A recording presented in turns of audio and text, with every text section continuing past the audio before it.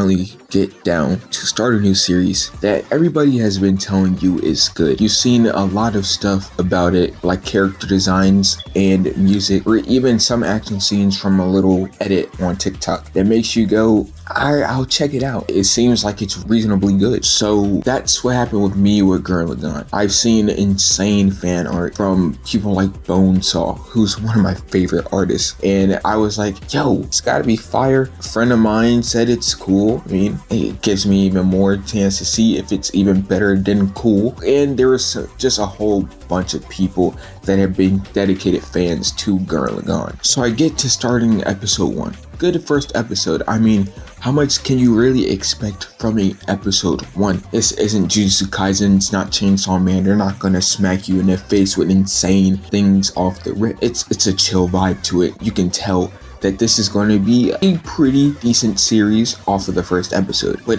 of course I want more. Everything after this until the point was fucking dog shit. Or maybe I'm being a little too harsh, but it wasn't anything spectacular. Episodes 1 through 7 of Gurren Lagann was fucking boring. They might as well have been playing this in the background of each episode. It felt like straight filler. There was no true character development. Of course, I guess it's only a few episodes in, but I didn't see how much I was going to be a fan of these characters. Simone is a little fucking bitch. He doesn't have any confidence in himself whatsoever, and even when his big bro Kamina, the flashiest character in his series, tells him he's going to do great things, he needs to believe in himself, he just regresses back into not believing in himself. Now, there's another character who's Yoko Littner. There's no reason for that. There's no reason for her to be dressed like this. She's a child. I did start this series before I came back to finishing it, and I'm not gonna lie, Yoko was my number one reason. It was during my era while I was watching straight ecchi animes. You can't blame me, bro. But now at the point I'm just like, is this not crazy? Getting back into the series, Gurren Lagann is a Gainax production. Gainax is known for making the uber popular series Evangelion. How much pussy does this motherfucker get? We read 0 pussy, ma'am. Dear God. And shows like Fully Cooley. Fully Cooley is one of the series that I watched. The insane levels of confusion that this show dumped into my brain was insane. I had several headaches each episode because I was trying to process the fuckery that was being put in front of my face. Then with Evangelion, I know this series because of how much Shinji looks like he's tweaking out each episode, the depression that he's subjected to, and the time that he beat off in the hospital. Then we're getting back to Gurren Lagann. An anime that I think really differs from these two. Of course, they're both very, how can I say, goofy productions, at least comparing this with Fully Cooley. I don't know anything about Evangelion. And I'm like, I'll try to stick through it. I was really trying my hardest not to quit this show. I don't know about you, but when starting a new show, I like to have a rule. If I don't like 3 or 4 at the beginning episodes, I don't find any needs into continuing the show that I might as well be calling dog shit. With Gurren Lagann, an exception I made along with JoJo's, because the insane hype that surrounded this show, the designs was fucking amazing. So like I keep pushing past the fully filler. And when I say episodes, filler, I don't mean in a literal sense. Of course, these episodes do something for the characters, but it just doesn't feel anything insane. I do get introduced to one of my favorite characters, probably my favorite character actually, which is Viral. His fight with Kamina was insane. The animation was popping off as the Gainax, they was going crazy with animation. Then I get to the episode, the turning point of my relationship with Gurren Lagann, episode 8. Now, before I really get into why I think this episode is the best episode in the series, I knew Kamina was going to die. Just like Death Note, I knew that the character was going to die. It was just a matter of when and how. And God knows I did not think that Kamina was going to get aced. I didn't think he was going to get pinned down like that. At this point in my journey, I had a little bit of liking towards Kamina. I didn't hate any of the characters. It's just I didn't love them. At this point, I felt like, holy shit, this feels crazy. I just knew that this was going to be the pivotal point for every character in this series. His final words to Simone, now that is something that hits. Later, buddy. After this amazing episode, the war is done, but Simon is still insanely depressed and he doesn't really want to do anything with his life. He can't even pilot Gurren Lagann properly. Then he meets this girl, Nina.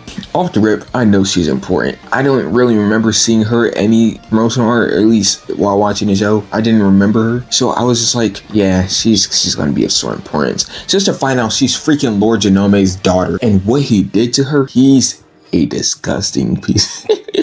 Hall of Fame father, right? In between this, finding out that Kamina really looked at Simon as how Simon looked at Kamina. With this, I guess, second half of Gurren Lagann, I was definitely enjoying it more. I mean, every episode didn't feel like it deserved this in the background. But I just wanted to know, when in the world was they gonna start playing this? And I got to it. I still remember exactly how I felt when watching this last part of Gurren Lagann. It just felt amazing. Not to say that the second half of Gurren Lagann was boring or not good, but this final part, it really felt like things was changing. Of course, it did change. Everybody's older now. Hell, even the two kids are piloting their own mechs. I'm just like, wow, this is insane. They beat Lord Janome and they built this huge capital. Everything looks peaceful. The beastmen and the humans are living together in this utopia. During all this, I'm like, where's my girl Yoko? Where's my dog? She wants to become a teacher. This really put into motion that everything is really at peace until the bullshit starts. The anti-spiral decides to take over Nina and fuck everything up. And then freaking Roshu turns on his mans? The mans that basically freed him. And he's like, yo, if it wasn't for you, we wouldn't be in this situation. Everything was better when we was underground. I promise you, if I could snatch his neck, like if I had the powers of Blue's Clues, I would have hopped in that TV ASAP. You was piloting the Gundam with me.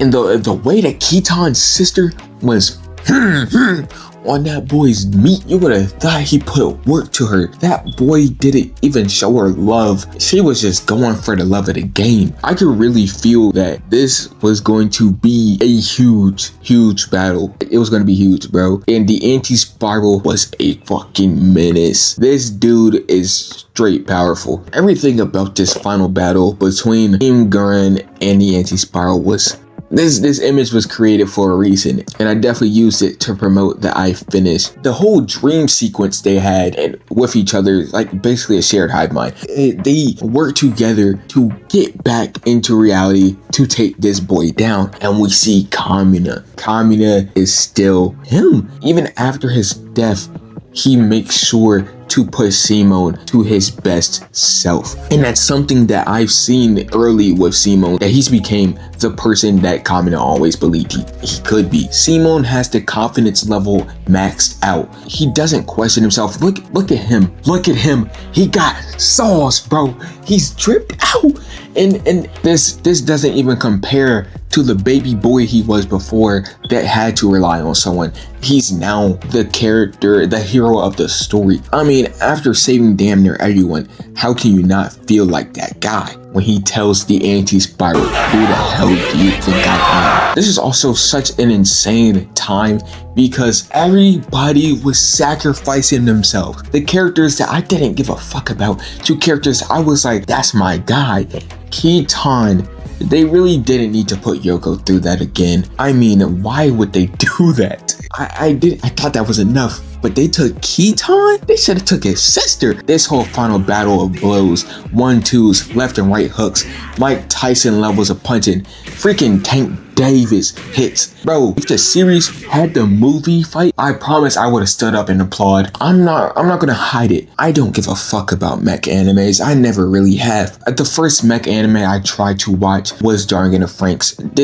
I truly mean, this was early into my career of really getting into anime when I first made my Crunchyroll account. Like I said, the ecchi animes was my #1 priority. So it was a no-brainer for me to click on Dargan of Franks. And then I realized, this ain't for me. Even Jellion is on my list to watch. And I hope it's different.